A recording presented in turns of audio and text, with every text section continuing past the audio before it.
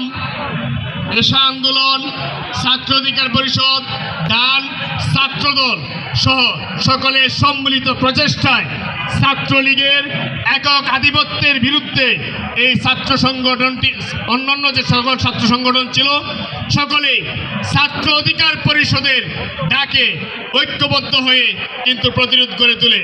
এই যে 2019 সালের ডাকসু নির্বাচন, এর প্রেক্ষাপটেই কিন্তু এই 2008 সালে আওয়ামী লীগ ক্ষমতায় আসার পর প্রথম ছাত্রদল এই ঢাকা বিশ্ববিদ্যালয় ক্যাম্পাসে এন্ট্রি নেয়।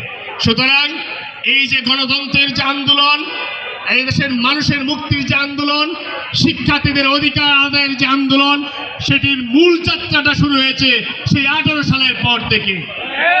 আমরা দেখেছি বিএনপি সহ অন্যান্য রাজনৈতিক দলের নেতৃবৃন্দ বলতেন, যখন এই রাজনৈতিক দলগুলোকে কোণঠাসা করে রাখা হয়েছিল তখন ঢাকা বিশ্ববিদ্যালয় থেকে ডাকসুর ভিপি নুরুল হক নূর, রাশেদ খান, হাসান আল মামুন, ফারুক হাসান, মাহফুজ, মশিউর সহ অন্যান্য আরো যারা আছে এদের নেতৃত্বে এদেশের মানুষ নতুন করে আন্দোলন করতে শিখছে, নতুন করে প্রতিবাদ করতে শিখছে, নতুন করে দেশের মানুষকে মুক্তির আলোকবর্তিতা দিতে শিখছে।